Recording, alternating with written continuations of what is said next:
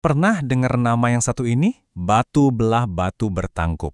Kedengarannya aja udah misterius ya. Nah, nama ini tuh dibisikkan turun-temurun di tanah Melayu Riau.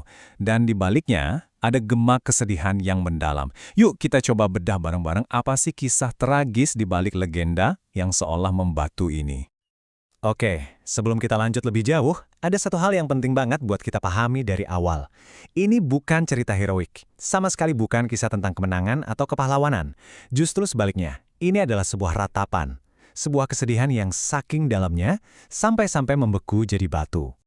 Nah ini nih yang jadi pertanyaan utamanya kan, gimana ceritanya sebuah batu bisa jadi simbol penderitaan yang sebegitu dalamnya?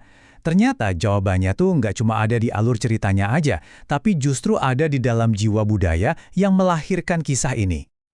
Oke, kita masuk ke bagian pertama ya, ratapan yang membatu. Jadi intinya ini tuh kisah tentang pengorbanan seorang ibu yang sayangnya dikhianati oleh anak-anaknya sendiri.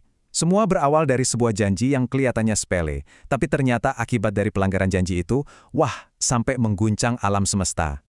Jadi, asal-usul legenda ini tuh dari kebudayaan Riau di dunia Melayu. Dan ini bukan sekedar dongeng pengantar tidur loh. Cerita ini tuh cerminan dari cara pandang masyarakatnya, semacam pengingat penting yang diwariskan dari mulut ke mulut, dari generasi ke generasi. Nah, sekarang kita geser sedikit ya, buat memahami fondasi dari keseluruhan cerita ini. Bisa dibilang ini kuncinya. Jadi, sebelum kita ngejudge tindakan si ibu atau anak-anaknya, kita harus paham dulu betapa sakralnya sebuah janji dalam tradisi Melayu. Jadi gini, dalam adat Melayu, janji itu bukan sekadar kata-kata. Sama sekali bukan. Itu dianggap sebagai sebuah ikatan jiwa. Serius itu. Makanya kalau ada yang melanggar janji, dampaknya itu bukan cuma nyakitin perasaan orang lain, tapi dipercaya bisa sampai mengguncang keseimbangan alam. Nah, ini dia kuncinya buat ngebuka makna cerita ini. Oke, setelah kita paham betapa pentingnya sebuah janji, sekarang mari kita masuk ke inti dari tragedi ini, sebuah janji yang tidak ditepati. Ya, disinilah kisah pilu sang ibu ini bermula. Coba deh bayangin, ada seorang ibu yang hidupnya serba kekurangan. Dia harus membesarkan dua anaknya sendirian. Dia kerja banting tulang, gak kenal lelah, mengorbankan segalanya. Tenaganya, waktunya, bahkan dia sering nahan lapar, semua cuma demi satu hal, memastikan kedua anaknya bisa makan. Padahal ya, permintaannya itu sederhana banget, wajar banget. Setelah susah payah cari makan seharian, dia cuma minta satu hal ke anak-anaknya. Tolong sisain sedikit buat ibu. Itu pun bukan karena dia lapar banget, tapi lebih sebagai tanda kalau pengorbanannya itu dihargai. Anak-anaknya pun berjanji, tapi janji itu dilanggar.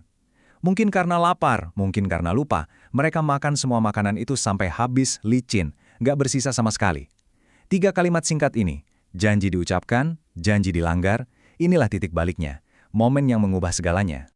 Dan buat si ibu, ini bukan lagi soal lapar, bukan masalah makanan yang habis, sama sekali bukan. Ini soal kepercayaan yang hancur lebur. Pengorbanannya selama ini rasanya jadi sia-sia. Dan ikatan jiwa, ikatan batinnya dengan anak-anak yang dia sayangi, rasanya putus begitu saja. Rasa sakit hati yang udah nggak tertahankan itu, akhirnya mendorong dia ke sebuah tindakan yang sangat putus asa. Dan di momen inilah, alam semesta seolah-olah turun tangan, memberikan penghakimannya yang senyap. Di puncak keputusasaannya, coba tebak apa yang dia doakan. Dia nggak minta balas dendam, dia nggak mengutuk anak-anaknya. Doanya jauh lebih personal dan jauh lebih tragis. Dia cuma memohon agar penderitaannya ini diakhiri saja. Dan alam pun menjawab doanya. Tiba-tiba, sebuah batu besar di dekatnya terbelah dengan sendirinya. Tanpa ragu, sang ibu melangkah masuk ke dalam celah batu itu. Dan pelan, tapi pasti, batu itu menutup kembali, seolah-olah menelan semua kesedihan yang rasanya udah terlalu berat untuk ditanggung manusia. Setiap detail dari kejadian ini tuh penuh dengan simbol. Coba kita lihat ya. Batu yang terbelah, itu adalah jawaban alam atas dua keputusasaan. Lalu, batu yang menutup. Itu cara alam menelan kesedihan yang udah kelewat batas. Dan batu itu sendiri, sekarang jadi saksi bisu, saksi abadi dari sebuah janji yang diingkari. Jadi, sebenarnya apa sih pesan di balik semua ini? Apa pelajarannya? Nah, mari kita masuk ke bagian terakhir, sebuah pelajaran yang terukir abadi di batu, yang gemanya masih terasa sampai sekarang. Kisah ini ternyata lebih dari sekedar cerita loh. Ini fungsinya seperti memori bersama bagi masyarakat Riau, semacam ya dokumen budaya yang nggak tertulis, yang isinya adalah nilai-nilai penting dan juga peringatan untuk generasi-generasi selanjutnya. Tujuan moralnya pun jadi jelas banget. Pertama, cerita ini ngajarin kita untuk selalu berbakti sama orang tua. Kedua, selalu jaga kesucian sebuah janji, jangan pernah dianggap remeh.